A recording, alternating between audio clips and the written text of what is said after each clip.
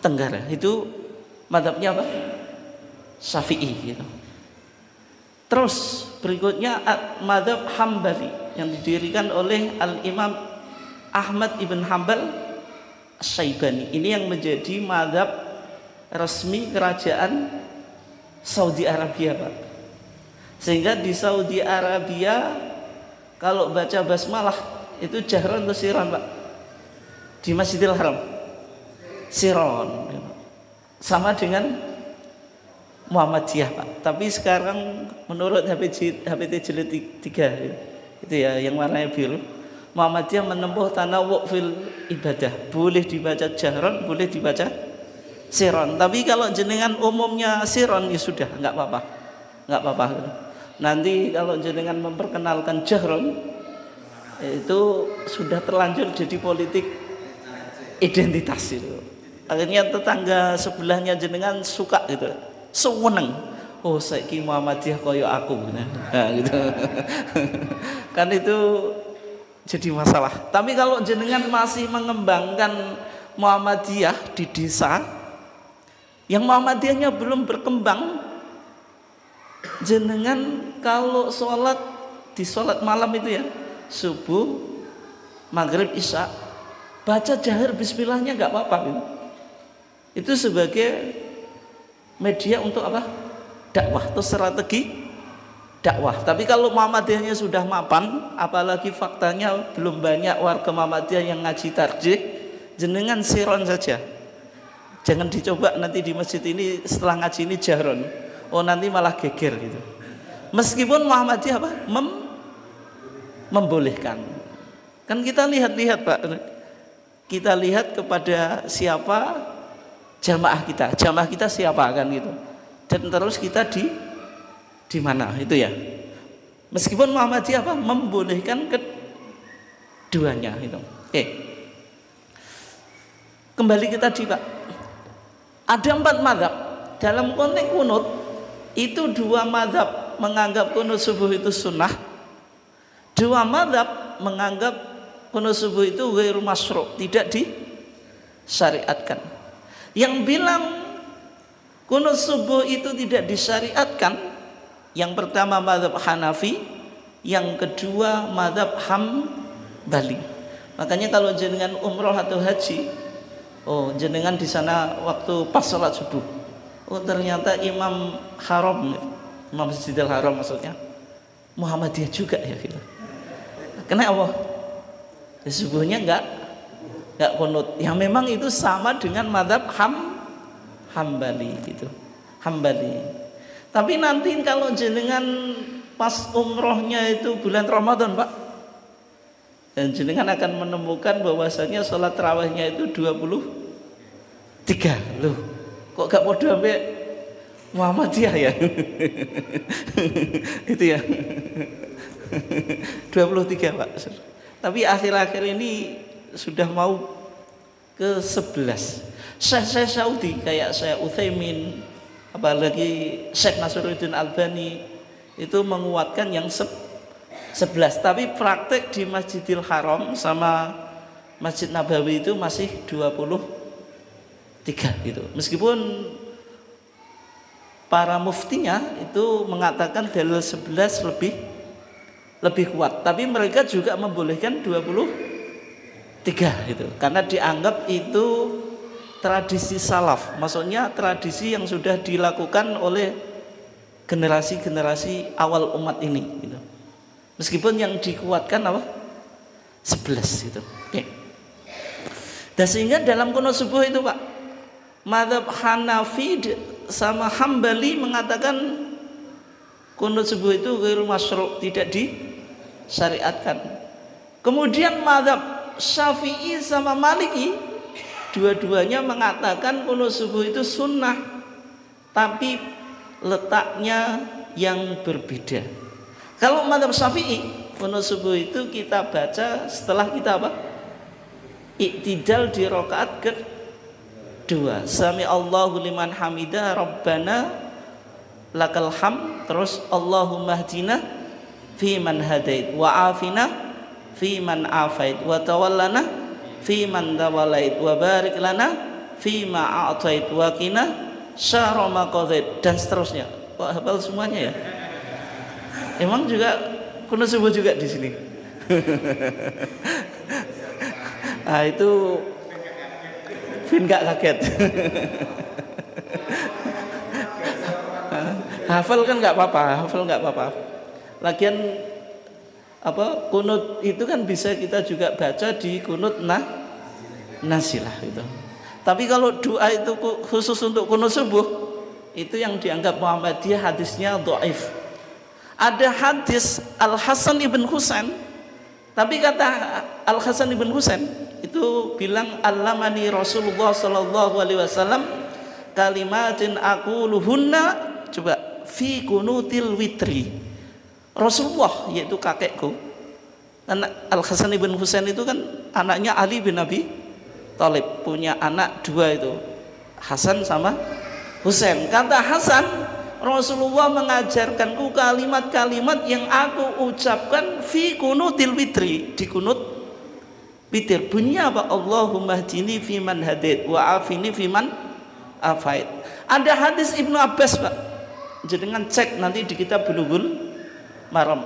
Tapi Al-Hafidz Ibnu Hajar Al-Asqalani, Pak, meskipun madhabnya apa?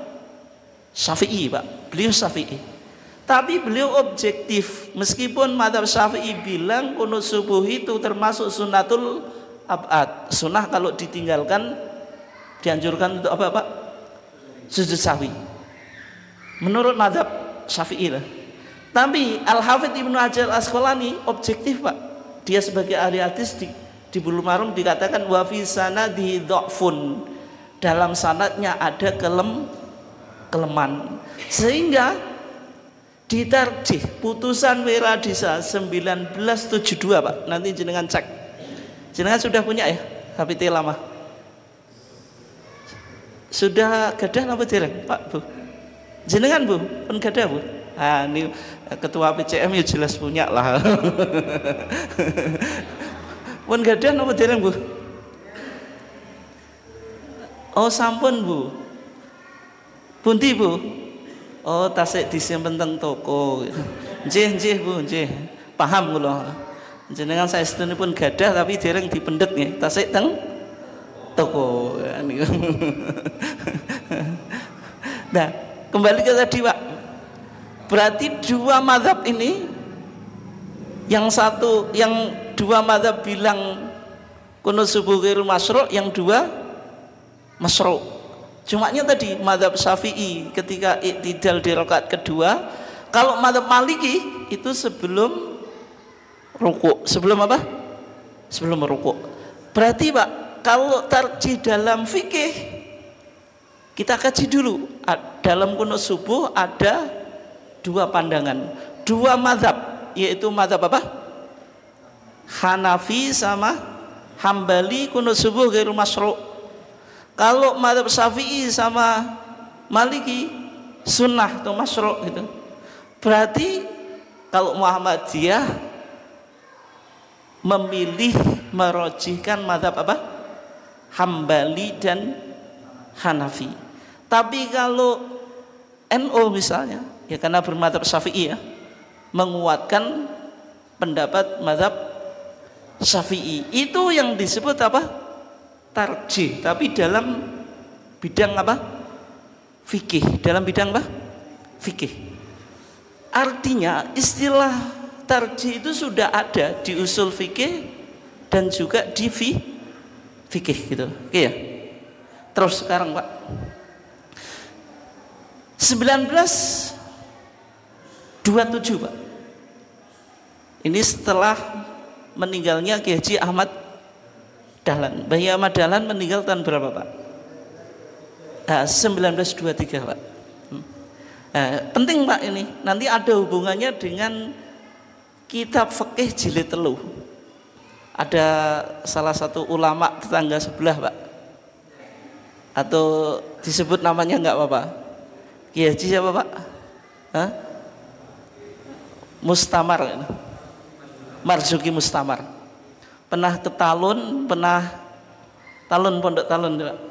Pernah ke siapa? Abu Haris pokoknya sering di Bojonegoro mengkampanyekan buku fikih jilid telu yang diterbitkan oleh Taman Pustaka, Pak. Itu penerbit Muhammadiyah. Dia bilang buku ini karyanya Mbah Yai Ahmad Dahlan, Pak. Saya punya bukunya, Pak. Dan ada kajian saya khusus membedah buku itu. Cukup populer, Pak. Sampai 100 viewer gitu. Itu jenengan YouTuber cari viewer sampai 100, Pak. Katok gitu, Pak. 100.000 viewer gitu. Itu video saya yang paling viral, Pak. Yang lainnya ya biasa-biasalah. Apa 100-an lah, 100-an, 1000 wis pantes, Pak. Kalau topiknya biasa-biasa itu. Nah, di situ dibilang bahwasanya buku tersebut digalang oleh Mbah Yai Ahmad Dahlan, padahal di sampulnya, Pak, di covernya atau di kolofonnya tidak ada keterangan nama Mbah Yai Ahmad Dahlan. Mbah Yai Ahmad Dahlan saja meninggal 1923. Buku itu diterbitkan 1925, Pak. Berarti itu kampanye yang menyesatkan. Kampanye yang menyesatkan. Disimpulkan, Mbah Yai Ahmad Dahlan kunut. Kemudian apa, Pak? Kalau sholat ya usoli. Kemudian ya setelah sholat baca doa keras dan seterusnya, Pak. Itu intinya Mbah Yai Ahmad Dahlan juga ahlu sunnah wal jamaah. Waman ba'dahu, orang yang setelah itu yang sudah menyimpang. Berarti jenengan menyimpang dari ajarannya Mbah Yai Ahmad Dahlan. Ini pengikut Kiai Haji Ahmad Dahlan yang kawi, tidak asli kan itu.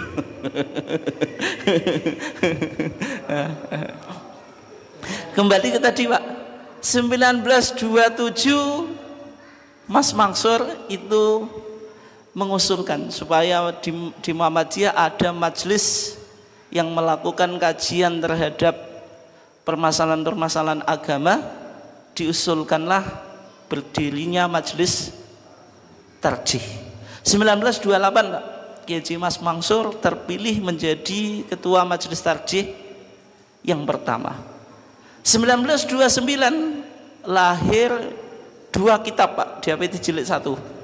Yang pertama Kitabul Iman. Kitabul Iman bicara tentang usul al-aqaid as-shahihah, pokok-pokok akidah yang benar sebagaimana dalam hadis Jibril itu. Ketika malaikat Jibril datang kepada Nabi menanyakan 3 pertanyaan. Mal Islam, apa itu Islam? Mal iman, apa itu iman? Kemudian mal ihsan. Dalam konteks mal iman, maka Nabi Muhammad menjawab rukun iman yang 6 itu. Arkanul imani sittatun itu. Rukun iman yang 6 itu. Nah, semuanya dibahas di Kitabul Iman kita di HPT. Di situ juga disebutkan nama-nama akidah Muhammadiyah. Di antaranya disebut akidah al-firqah an-najiyah, akidah kelompok yang selamat. Karena Nabi Muhammad SAW bersabda, "Sataftariku ummati ala 73 firqatan." Umatku akan terpecah menjadi 73 kelompok atau golongan. Kulluha finnar, semuanya di neraka, illa wahidah, kecuali satu. Para sahabat bertanya, "Wa ma hiya ya Rasulullah?" Rasulullah menjawab, "Ma ana alaihi wa ashabi," yaitu kelompok yang berpegang pada cara beragamaku dan para sahabat. Akidah Muhammadiyah juga disebut sebagai akidah salaf, Pak. Karena kan semua orang Islam itu dalam ibadah dan akidah harus mengikuti generasi salaf, Pak. Itu disepakati, tapi yang perlu jenengan catat ya, salaf itu milik bersama. Semua kelompok Islam yang merujuk pada Quran dan Sunnah, ya pasti cara akidahnya dan beribadahnya mengikuti salaf. Karena salaf itu kan istilah bersama, apapun kelompoknya. Termasuk juga ahlu sunnah wal Jamaah Pak, yang sekarang saya tanya, Muhammadiyah itu Ahlussunnah wal Jamaah atau enggak? Iya, buktinya apa Pak? Hah? Di data-data Muhammadiyah itu enggak ada Pak. Jenengan baca HPT enggak ditemukan Ahlussunnah wal Jamaah. Di dokumen Muhammadiyah, MKCHM, Khitoh, ADART dan seterusnya, itu enggak ditemukan apa? Risalah Islam Berkemajuan yang terbaru. Disebutkan kalau Muhammadiyah Ahlussunnah wal Jamaah atau enggak? Tidak Pak. Tetapi apakah Muhammadiyah tidak Ahlussunnah wal Jamaah? Jenengan berani ngaku kalau Muhammadiyah tidak Ahlussunnah wal Jamaah? Ya enggak berani juga gitu. Tapi sebenarnya Pak, Muhammadiyah pernah menyebutkan istilah Ahlussunnah wal Jamaah. Di mana? Di Kitabul Iman, di penutupnya Pak. Tapi sekarang sudah dihapus. Yang jenengan punya halaman 20 itu. Halaman 20. Itu kan ada khotimatun, penutupnya. Hadhihi usulu al-aqaid as-sahihah. Inilah pokok-pokok akidah yang benar. Warada biha al-Qur'an was sunnah, yang berdasarkan Al-Qur'an dan sunnah. Wa syaidat biha al-atharu al-mutawatirah, dan didukung oleh pemberitaan yang mutawatirah. Di sana dulu ada mulakhasatan min kutubis salaf. Akidah ini diringkas dari kitab-kitab salaf dalam kurung wahum ahlus sunnati wal jamaah. Mereka adalah kelompok ahlus sunnah wal jamaah. Nah, kenapa kok istilah ahlus sunnah wal jamaah sekarang dihapus Pak?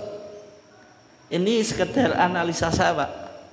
Karena ahlus sunnah wal jamaah apalagi sudah disingkat aswaja Pak, itu kan menjadi identitas kelompok sebelah. Ahlussunnah wal Jamaah dengan singkatan aswaja Pak, melahirkan tradisi yang disebut tradisi Nusantara. Di antaranya apa? Usoli, kalau orang meninggal ya ditahlili dan seterusnya ya. Yang tidak melakukan ini dianggap tidak Ahlussunnah wal Jamaah. Daripada kita berdebat tentang istilah Ahlussunnah wal Jamaah Pak, Muhammadiyah memilih berislam secara substantif. Yang penting kita secara substansi apa? Ahlussunnah wal Jamaah, meskipun tidak pakai istilah Ahlussunnah wal Jamaah itu. Nah, kemudian 1929 itu juga lahir kitab Shalah, kitab Shalah Pak. 19 berapa? 29. Kita sekarang sudah tahun berapa? 2024. Nanti 2029 Pak. Kitab Shalah atau fasolatan orang Muhammadiyah itu akan berusia 1 abad. Tapi bukunya sudah sampai ke jenengan atau belum Pak? Nah itu sudah hampir 1 abad, tapi sayangnya banyak orang Muhammadiyah yang belum pernah membaca. Sudah rusak Pak, atau sudah dimakan tikus. Malah yang populer itu orang Muhammadiyah itu kadang baca itu Pak, pengajaran sholat Ahsan, ya kan? Tidak apa-apa, itu tidak apa-apa. Tapi paling enggak Ahsan itu kan kadang sama dengan Muhammadiyah, kadang tidak itu. Tapi kitab shalah kita itu malah jarang dikaji gitu. Sebagian orang Muhammadiyah sekarang membaca kitab Sifatus Sholatin Nabi, minat takbir ila taslim ka'annaka taroh, ditulis oleh siapa Pak? Syekh Nasruddin Albani. Enggak apa-apa, buku itu dikaji enggak apa-apa gitu. Tapi tentu ada yang sama dengan Muhammadiyah, ada yang berbeda gitu. Ya, kalau jenengan misalnya belajarnya dari Sifatus Sholatin Nabi, ternyata kontras dengan HPT, kan nanti jenengan pasti yang HPT-nya jenengan kalahkan itu. Padahal jenengan ngaku Muhammadiyah gitu. Menurut sifat sholat Nabi Syekh Albani gini gitu. Sedangkan jenengan nggak pernah ngaji sifat kitab shalah HPT, kan jadi masalah Pak. Nah, itu. Nah, oleh sebab itu penting kita nanti kaji tentang kitabus shalah itu. Tadi saya sudah diomongi Pak PCM itu. Nanti ke depan diawali kitabus shalah saja. Kenapa? Soalnya itu yang keseharian kita ya. Dengan bahasa yang mudah Pak. Nanti ke depan basa Jawa gak apa-apa Pak. Nah, saiki pengantar yo angel-angel dhisik lah. Gitu ya. Bapak dan Ibu sekalian dimuliakan Allah. Ya, sekarang kita coba kaji 15 menit lagi Pak. Nanti setelah itu pertanyaan. Di dalam ketarjian ada beberapa wawasan. Ada beberapa wawasan. Yang pertama paham agama, yang kedua tajdid, yang ketiga toleransi atau tasamuh, yang keempat itu infitah, keterbukaan, yang kelima tidak berafiliasi kepada mazhab tertentu. Tapi untuk kajian kita, untuk mengawali, kita awali dari wawasan tajdid. Wawasan apa? Tajdid. Majelis Tarjih sekarang menjadi MTT Pak, Majelis Tarjih dan Tajdid. Artinya tajdid itu pemikiran yang melekat di dalam Muhammadiyah. Orang bermuhammadiyah harus berpikir dengan pemikiran tajdid. Tajdid itu apa Pak? Pembaruan. Itu pembaruan. Sejak Mbah Ahmad Dahlan sudah melakukan banyak tajdid Pak. Di antaranya apa? Perubahan arah kiblat itu. Itu tajdidnya Mbah Ahmad Dahlan. 1925 Muhammadiyah sudah berani sholat Id di tanah lapang Pak. Di tanah lapang maksudnya di lapangan di Jogja. 1925. Yang ketiga itu Pak, jangan jenengan pikir kayak sekarang sholat di tanah lapang apa sih tantangannya? Yang ketiga itu sangat berat Pak tantangannya. Kenapa? Karena mayoritas umat Islam di Indonesia bermadzhab Syafi'i. Dalam madzhab Syafi'i sholat Iden dianjurkan di masjid atau di tanah lapang Pak? Di masjid. Meskipun praktek Nabi semuanya bilang fil musola, di musola. Nabi tidak sholat Idul Fitri dan Idul Adha di masjid, tapi di musola.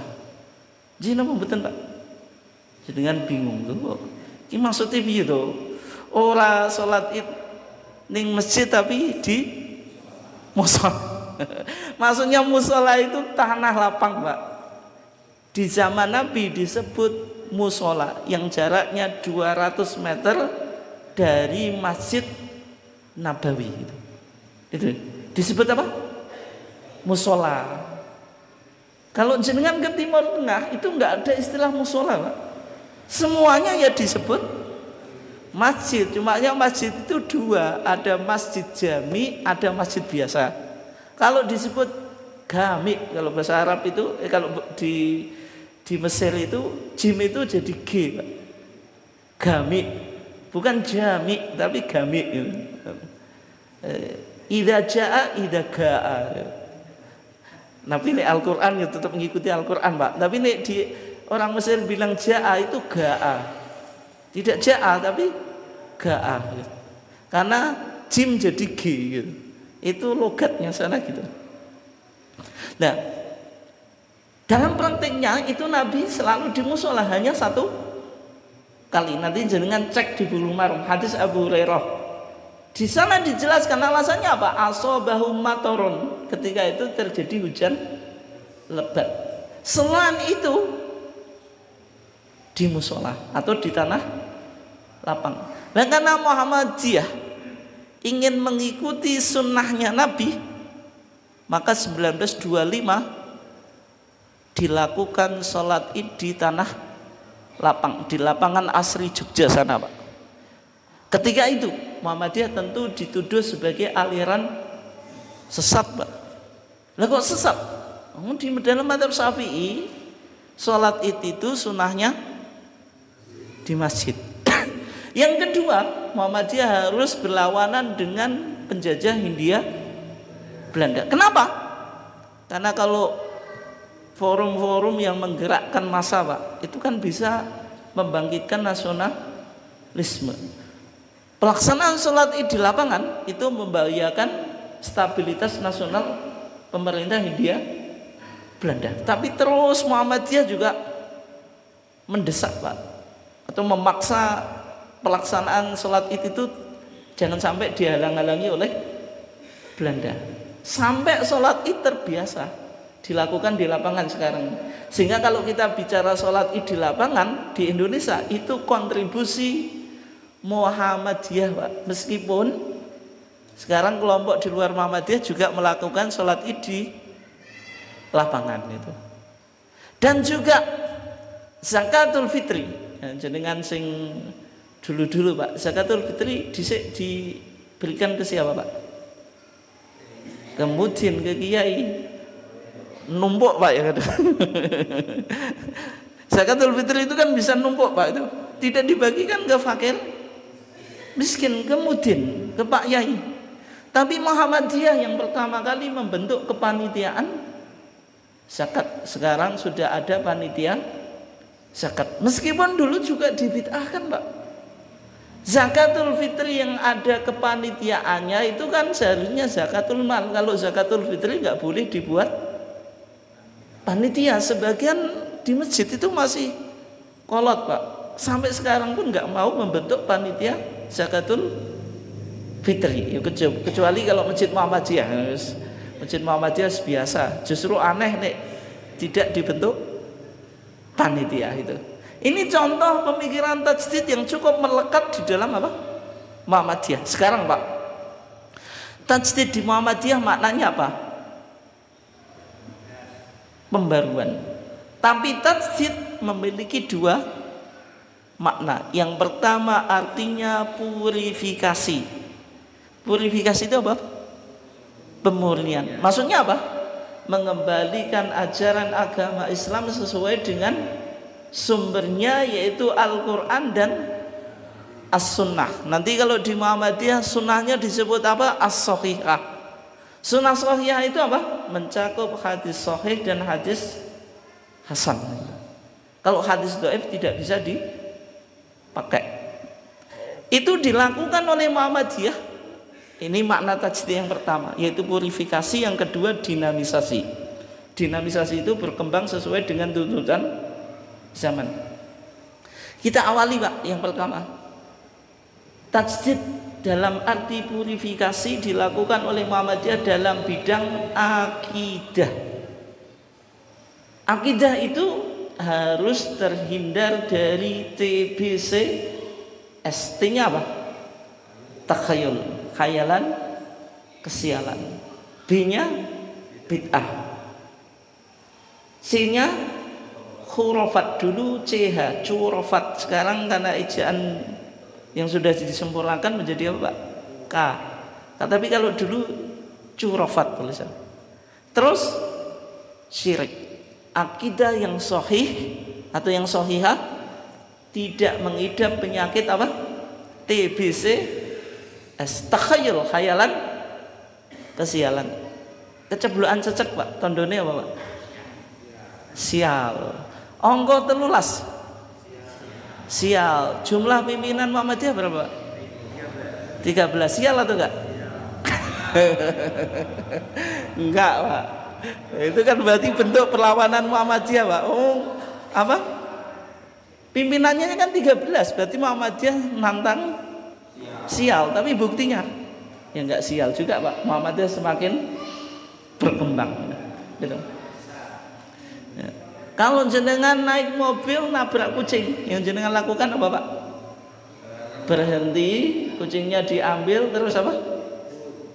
Kubur pakai mori. Supaya apa, Pak?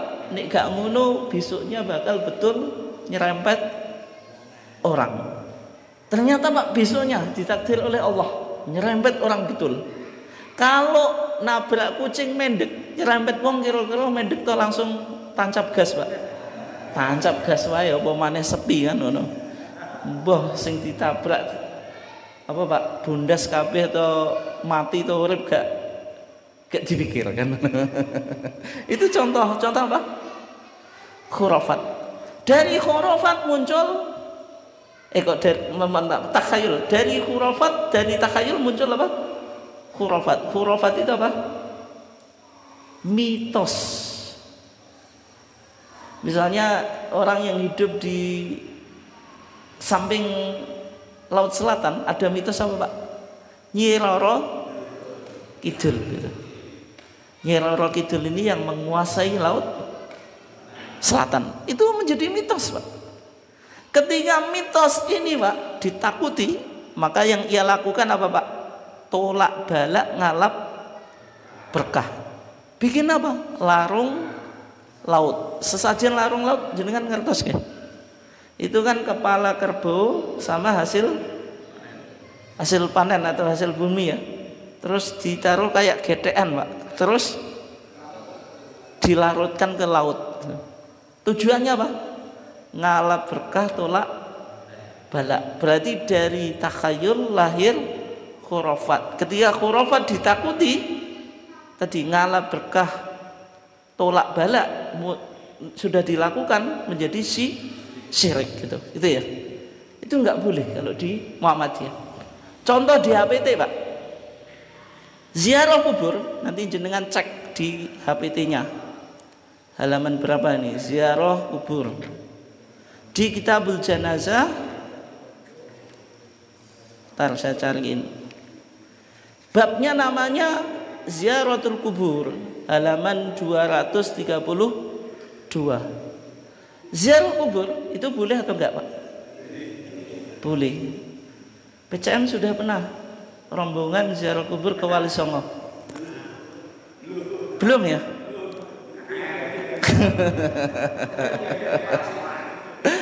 Kira-kira berani nyoba atau enggak? Berani Pak? PCM Sukosewu ziarah kubur ke Wali Songo gitu. Sama dengan haji gitu. Apalagi sekarang haji mahal, antri lagi.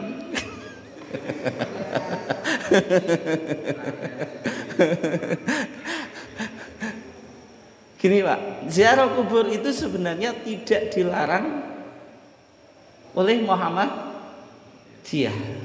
Oleh Muhammadiyah Pak. Tapi ini sing tak omong-omong yo gak usah dilakoni Pak, guyon mawon. Ziarah kubur itu tidak dilarang. Muhammadiyah tidak pernah melarang ziarah kubur. Tapi yang dilarang oleh Muhammadiyah apa? Di sini Pak, di HPT dikatakan wala taf'alu indaha. Kalau engkau melakukan ziarah kubur, janganlah melakukan malam ya'dzan bihillahu wa rasuluh. Apa yang tidak diizinkan oleh Allah dan Rasulnya. Seperti apa? Kadu'a ikumul mayyita, jenengan minta kepada mayit. Cari apa Pak? Penglaris. Jenengan dagangan kok apa Pak? Enggak sukses-sukses. Pembelinya sedikit Pak. Jenengan pergi ke mana? Ke Tuban. Daerah mana Pak? Asmorokondi. Mbah putumu niki lho. Pun gadai usaha kok delen sukses. Jenengan apa? Gampang no. Tetap bikin apa? Laris. Minta kepada orang yang meninggal meskipun wali atau sunan, boleh atau enggak Pak? Tidak boleh. Wa tawassul bi Allah, tawasul kepada Allah melalui orang yang meninggal Pak. Kalau di Muhammadiyah tidak boleh, meskipun kita tahu Pak, kalau di tetangga sebelah boleh. Tawasul kepada Nabi kan sudah meninggal, boleh atau enggak Pak di Muhammadiyah? Ya Rabbi bil Mustafa balik maqasidana, itu tawasul kepada Nabi. Nanti kita coba baca apa Pak? Berjanji. Itu kan nanti maulidan itu. Nah, biar cepat Pak. Berarti intinya kalau akidah harus Quran dan Sunnah, tidak boleh mengidap penyakit TBCS. Sekarang Pak, contoh ibadah. Tajdid dalam arti purifikasi dilakukan oleh Muhammadiyah dalam bidang ibadah. Contohnya Pak, ini juga menjadi politik identitas Pak. Jenengan lihat di Kitabus Shalah. tentang bacaan sholawat kepada Nabi di waktu sholat, halaman 80 Pak, sing jenengan bawa HPT-nya. Itu kan summa tusolli ala nabi qailan Allahumma sholli ala Muhammad wa ala ali Muhammad. Enggak ada sayyidinanya. Kenapa Pak? Padahal kalau pakai sayyidina secara akal lebih baik atau enggak Pak? Secara akal Pak lebih baik, lebih menghormati kan gitu. Wong kita menyebut bos kita saja tidak mungkin langsung namanya Pak. Menyebut orang tua kita kan enggak langsung namanya, apalagi menyebut Nabi. Tapi kenapa kok di Muhammadiyah tidak pakai sayyidina? Coba Pak langsung dalilnya ya. Jenengan buka halaman 96. Yang 34 itu Pak. Coba wafil dalam kitab Al-Um. Al-Um itu kitabnya siapa? Imam Syafi'i. Berarti merujuk ke mazhab Syafi'i. Berarti Muhammadiyah anti mazhab atau enggak Pak? Tidak. Kitab kuning penting. Ini HPT merujuk kitab Al-Um, kitabnya Imam Syafi'i. An Ka'ab ibn Ujrah, dari sahabat Ibn Ujrah, ani Nabi annahu kana yaqulu fis shalah, dari Nabi bahwasanya Nabi Muhammad SAW ketika mengucapkan sholawat di dalam sholat apa? Allahumma sholli ala Muhammad wa ala ali Muhammad. Tidak ada tambahan sayyidina. Jadi menurut Imam Syafi'i sendiri enggak ada tambahan sayyidina. Meskipun Syafi'iyah Pak, Syafi'iyah itu pengikut Imam Syafi'i, mensunahkan tambahan sayyidina. Logikanya apa Pak? Atau dalilnya apa kata Pak? Sulukul adab aula, menjaga etika sopan santun lebih utama min imtithalil amri, daripada melakukan perintah. Contoh sederhana Pak, kalau saya mampir ke rumahnya jenengan, biasanya kalau ada tamu dikasih kopi, teh atau enggak Pak? Iya kan? Pak Ustadz jenengan napa? Ngunjuk napa? Kula mesti Pak basa-basi Pak. Mboten usah repot-repot. Tapi jenengan tetap buatkan atau enggak? Iya Pak, nek gak yo saya berkesimpulan, oh bocah wong kok medit men. Wong apa Pak, ditamoni wae gelas apa banyu atau kopi sak cingkir kok gak metu kan ngono to. Oh.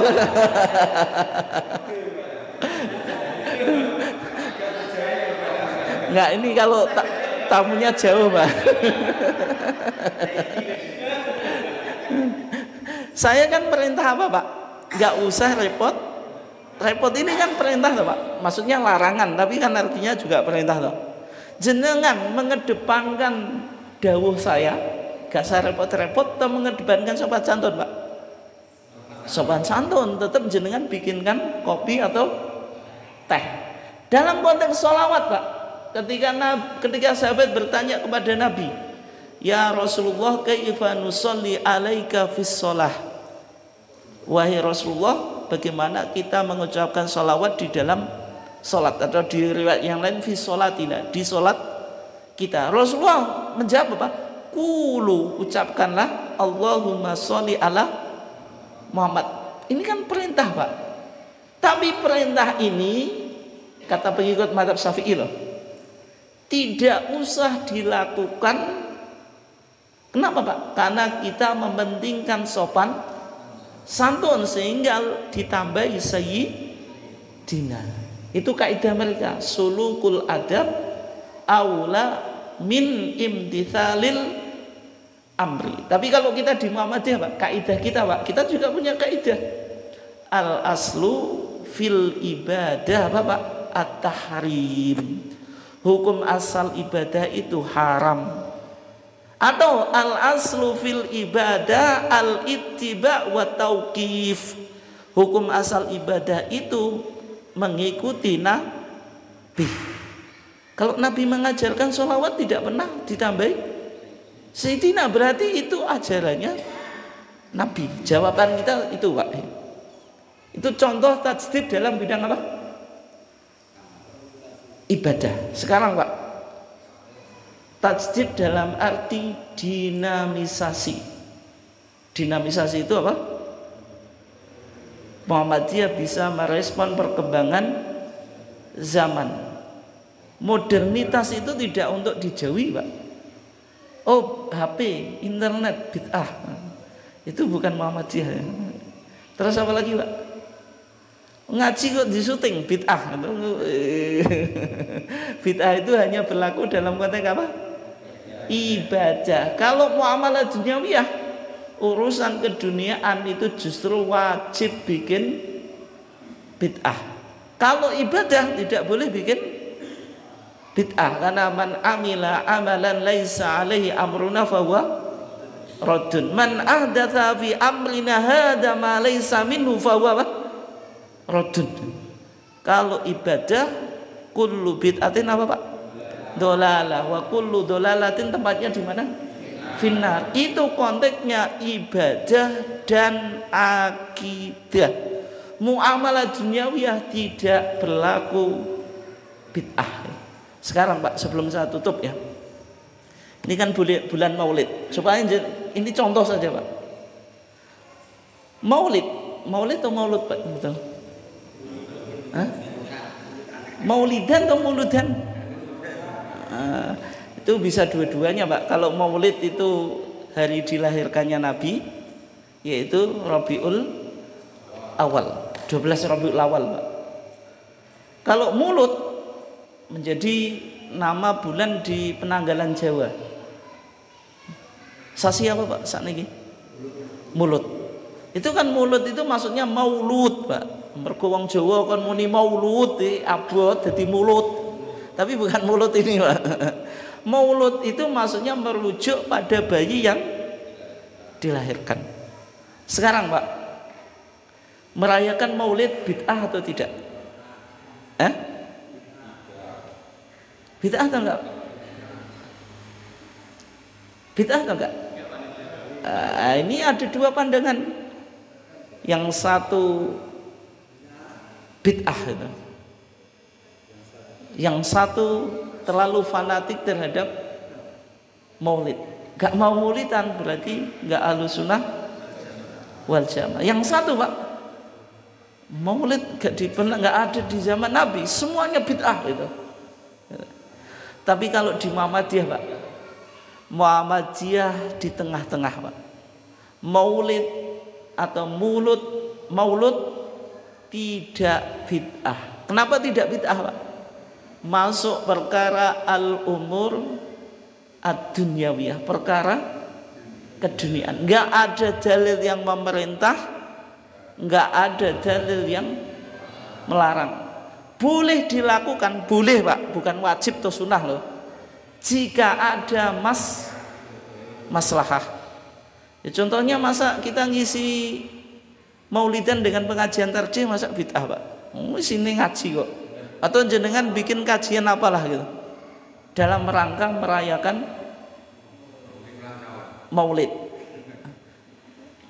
Kalau milad Pak, Muhammadiyah gak tahu mulutan tapi milatan kan bodoh. Nah itu juga perkara keduniaan. Boleh dilakukan kalau ada maslahat. Kalau tidak ya tidak usah dilakukan. Tapi kalau melakukan meskipun perkara dunia kan tidak boleh melanggar syar'i. Misalnya dibacakan al-Barzanji Pak itu. Ada mahalul qiyam. Kalau maulidan di Muhammadiyah di model itu Pak, nah itu baru bid'ah itu. Tapi kalau diisi pengajian tidak apa-apa. Jenengan nanti searching, ada ketua majelis tarjih. Kenapa kok saya suruh searching Pak? Karena namanya nggak begitu populer. Kiai Haji Wardan Dipo Ningrat. Pernah dengar atau enggak? Makanya nggak pernah dengar saya suruh searching gitu. Itu dulu nulis buku tentang perayaan Maulid dan Isra Mi'raj, tapi ala Muhammadiyah Pak nggak ada pembacaan berjanji atau riba atau mahalul qiyam. Kita coba ambil contoh Pak. Sapa dhewean sing biasa dibaan? Jenengan Bu?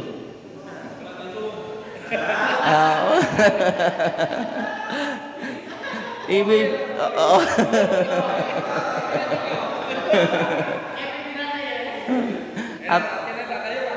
suaranya enak atau enggak? Oh enak toh. Lah ibu-ibunya itu Bu. Enak nama cempreng Bu suaranya jenengan. Cempreng ya. Di tiba itu Pak, saya ambilkan ya contoh. Ada beberapa hal di tiba ya. Itu yang mengarah dalam konteks apa Pak? Dalam konteks akidah itu bermasalah. Aku gak wani muni ngono Pak. Enggak, ini saya ambil dalam berjanji Pak. Contoh ya, contoh. Ini kan ada kitab ini namanya Majmu'atul Mawalid wal Adiyah. Di masjid ini punya atau enggak? Biasanya di tiap masjid ada Pak. Nanti setelah itu saya kalau ngaji bingung cari. Soalnya saya enggak hafal. Oke. Coba yang dikatakan apa Pak? Ini bicara tentang kelahiran Nabi Muhammad ketika usia beliau 9 bulan Pak. Contoh saja Pak, contoh saja. Maksudnya kalau kita merayakan Maulid di Muhammadiyah enggak diperkenankan diisi dengan berjanji. Meskipun berjanji itu isinya sebagian baik Pak. Kita tidak menafikan itu menceritakan sejarah Nabi, tapi ada beberapa hal isi yang perlu untuk diluruskan. Nanti ada Nur Muhammad Pak. Nanti kalau saya baca bicara Nur Muhammad itu 1 jam lebih Pak. Tapi karena kita cuma ngambil compot-compotan Pak. Ini kan pengantar cuma compot saja gitu. Itu kita cuma ambil bagaimana cerita kelahiran Nabi. Nah, ini karena ngomong Maulid apa gitu Pak jadi mau. Oh malah penak berarti didukung gini. Nah, coba Pak. Walam matamma min hamlihi, maka tatkala sempurna dari kandungan Nabi Muhammad. Ala rojih, menurut pendapat yang rojih, tis'atu asyhurin qamariyah, 9 bulan qamariyah. Berarti waktu apa Pak? Usia Nabi di kandungan sudah 9 bulan. Maksudnya di kandungannya Aminah Az-Zuhriyah gitu. Wa ana li zamani ayan jariyah anhu sodah. Ketika itu sudah waktunya untuk apa? Dilahirkan. Coba Pak, hadoro datang ummahu kepada ibunya yaitu Aminah Az-Zuhriyah. Lailata maulidihi, di malam kelahirannya Nabi. Siapa yang datang? Asiyah. Asiyah itu siapa Pak? Istrinya Fir'aun. Wa Maryamu, istrinya apa? Ibunya Isa. Isa itu ibunya Maryam. Finiswatin minal hadirah al-qudsiyah, bersama rombongan wanita-wanita surga. Cerita yang semacam ini Pak mengandung TBCS atau tidak? Berarti ketika usia kandungan Sayyidah Aminah Az-Zuhriyah itu 9 bulan mengandung Nabi Pak. Malam kelahirannya didatangi Asiyah, Maryam bersama rombongan-rombongan wanita surga.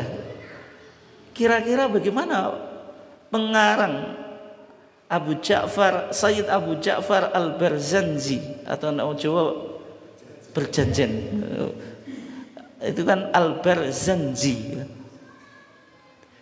Kok tahu Pak? Dasarnya apa?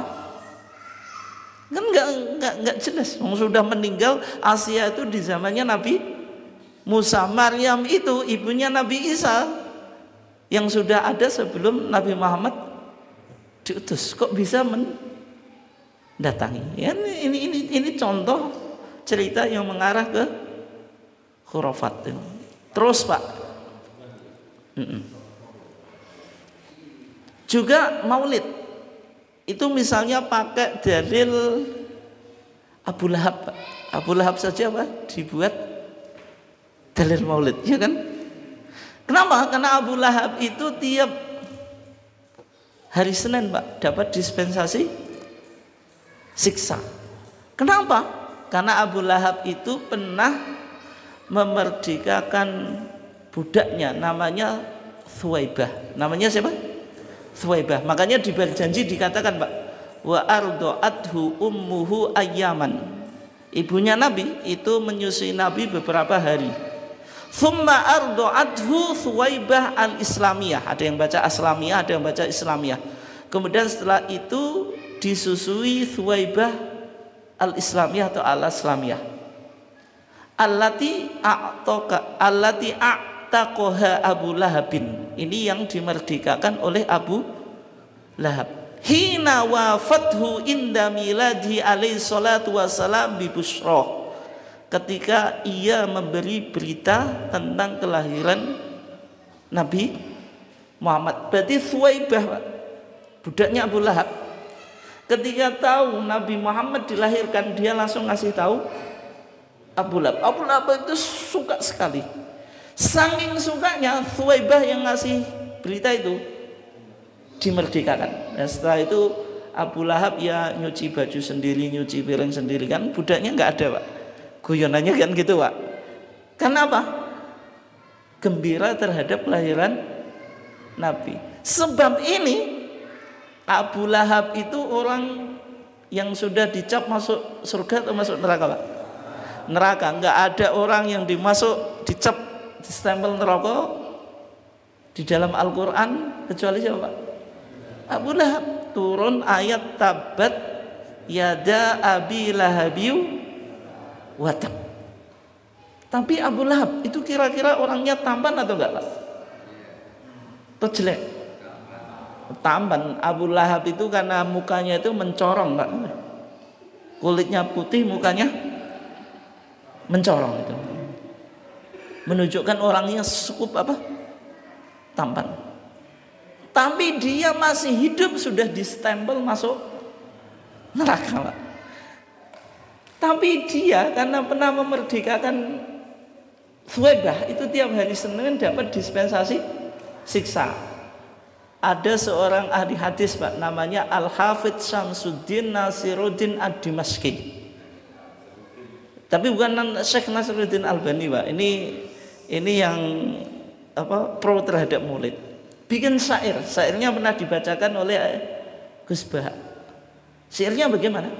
Idza kana hadza kafiran jaa dammuhu bitabbat yadahu fil jahimi mukhallada. Idza kana hadza kafiran, kalau orang yang kafir ini saja, siapa maksudnya? Abu Lahab. Jaa dammuhu, sudah dihina oleh Al-Quran. Bitabbat yadahu fil jahimi mukhallada. Tabat yada abi lahabi watab itu Abu Lahab masih hidup sudah dicap apa Pak? Neraka. Ata annahu fi yaumil itsnaini daiman yukhaffafu anhu lisururi bi ahmada. Tetapi Pak, tiap hari Senin dia mendapatkan dispensasi siksa. Apa? Di antara jarinya ini bisa keluar apa? Air, sehingga dia bisa minum Pak. Katanya Pak, saya belum pernah nyoba itu dan juga nggak pingin nyoba. Neraka itu panas Pak. Iya atau enggak? Jenengan tahu ya jelas panas Pak. Itu wajib kita imani karena keterangan dalam hadis atau Quran. Itu kan dia kehausan. Tiap Senin bisa minum. Sebab apa? Sebab pernah gembira karena apa?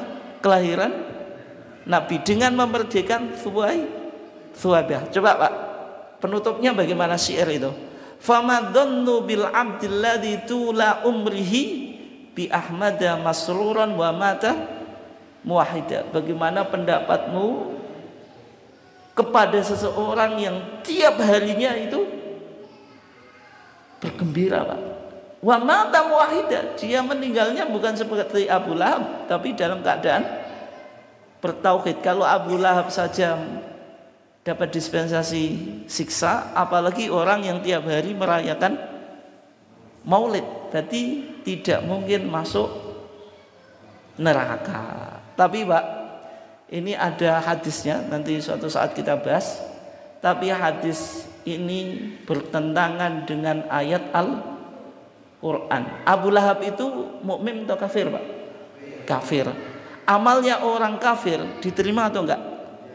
Tidak. Wa qadimna ila ma amilu min amalin faj'alnahu haba'an manthura. Orang kafir itu meskipun berbuat baik, amalnya tidak mungkin diterima. Abu Lahab kan belum mukmin, Mbak, gitu ya. Syaratnya amal itu diterima ketika sudah punya iman. Kalau tidak punya iman, ya berarti tidak diterima. Mungkin itu saja. Ini hanya contoh tentang pemikiran tajdid yang ada di Muhammadiyah. Tajdid memiliki dua makna. Yang pertama purifikasi, dilakukan oleh Muhammadiyah dalam akidah dan ibadah. Yang kedua dinamisasi, Muhammadiyah bisa merespon perkembangan zaman. Misalnya Muhammadiyah menggunakan hisab, kemudian sekarang ke arah KHGT, kalender hijriah global tunggal. Mungkin sekian. Ini ada pertanyaan? Ada ya? Ada?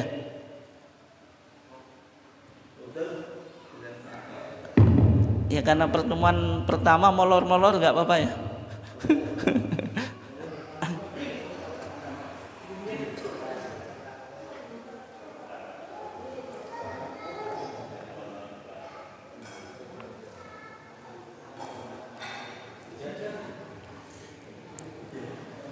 Nggak ada ya?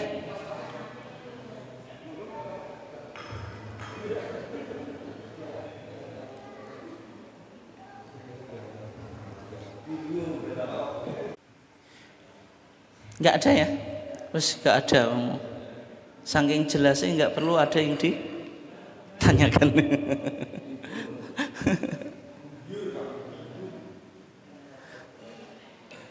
Karena nggak ada pertanyaan, kita cukupkan. Wassallallahu ala nabiyina Muhammad wa ala alihi wasallam. Assalamualaikum warahmatullahi wabarakatuh.